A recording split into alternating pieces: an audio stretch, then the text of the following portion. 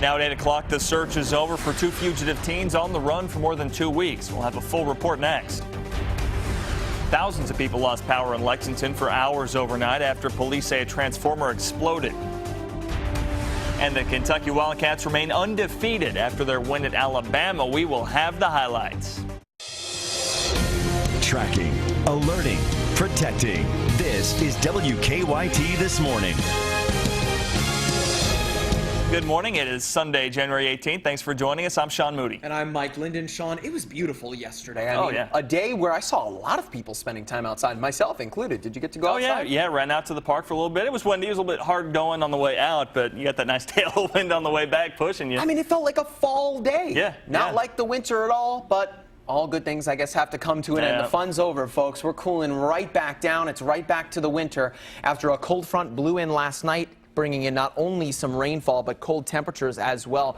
You can see most of that wet weather has pushed off toward eastern Kentucky, but a few scattered showers left over right now over eastern Bourbon County, pushing into northern Clark County there. And as we look toward our eastern Kentucky mountains, that's where we're seeing some light snowfall over eastern Harlan County. Of course, that cold air following in that moisture. It's certainly to be expected, some wintry weather. But here's the story of your Sunday, transitioning from the mild to the cold air, and that should set us up for an interesting work week. I'll show you what the week has in store for us coming up.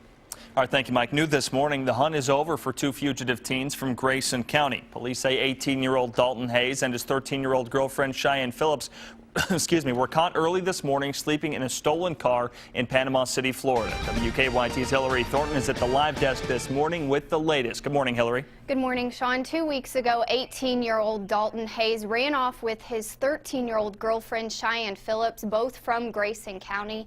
Since then, the couple is accused of stealing multiple vehicles and using forged checks along the way. Last week, surveillance cameras captured the couple at a Walmart in Manning, South Carolina. They were driving a red truck reported stolen in Kentucky. Days later, authorities found that truck in Henry County, Georgia, where police say the teens stole another truck, a silver Toyota Tundra, and then traveled to Florida. Early this morning, the pickup was found in Panama City, Florida, with Hayes and Phillips asleep inside. We received information from the U.S. Marshals about a possible stolen vehicle and fugitives in our area, and we were out tonight looking for that vehicle, and we actually located the vehicle in the rear parking lot of the IHOP. Police say the process has started to get both extradited back to Kentucky, where they will answer to multiple felony charges.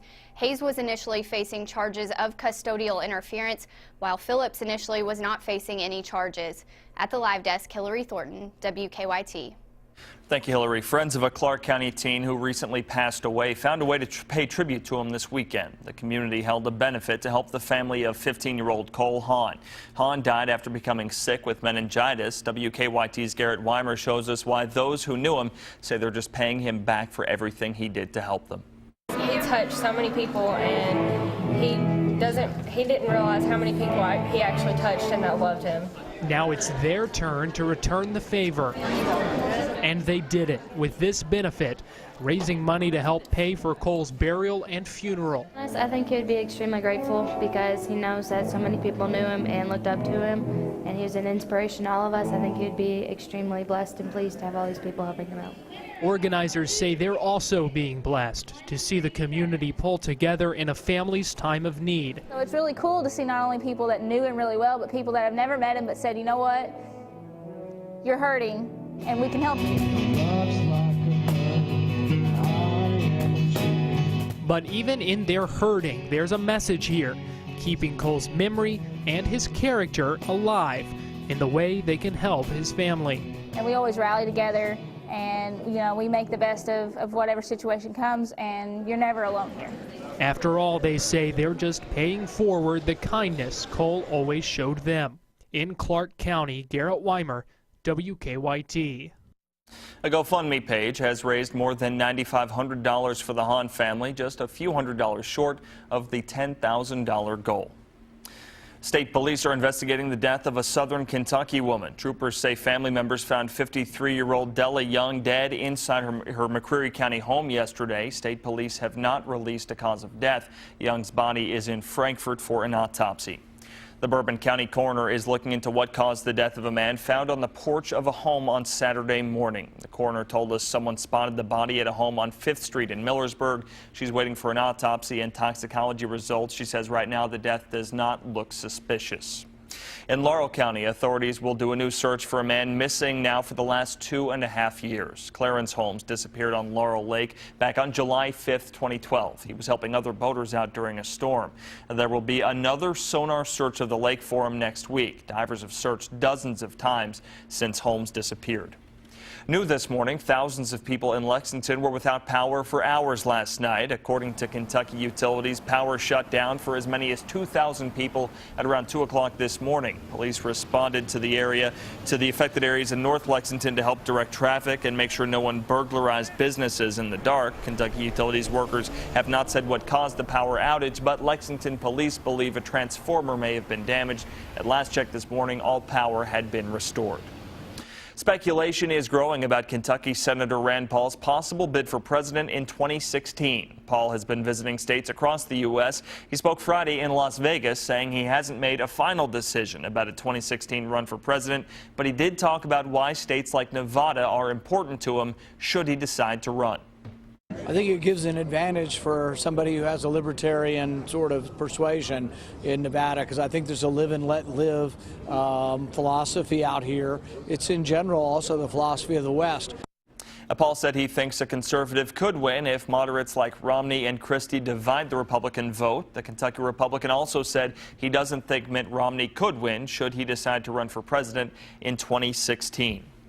Some University of Kentucky students are turning the MLK holiday into a weekend of service. UK's Center for Community Outreach hosted their Martin Luther King Jr. Service Day yesterday.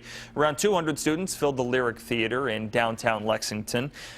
Those students spread out throughout town, helping various organizations like God's Pantry and the Catholic Action Center. A big proponent of what he wanted was for us to serve our fellow people and just sort of be love advocates. Students visited 15 different sites across Lexington. Some other groups around central Kentucky plan to honor Dr. King's life and legacy tomorrow as well. In Lexington, a Freedom March is planned for 9 a.m. at the Heritage Hall at Lexington Center. Marchers in Richmond will honor Dr. King's life during an annual march tomorrow night at 5. That'll be at the First Baptist Church on Francis Street. The Richmond-Madison County NAACP is hosting that event. WKYT This Morning is just getting started. Coming up after the break, President Obama and British Prime Minister David Cameron lay out their next steps to defeating terrorists. That story coming up with your world headlines. And a winter paradise in Vermont made all in ice. The unique way builders sculpted the building coming up. And while Kentucky doesn't look like Vermont, we are heading back to normal. It is the winter after all, and wet weather is out there. I'll show you how it will set up for an interesting Sunday and a very interesting work week ahead coming up.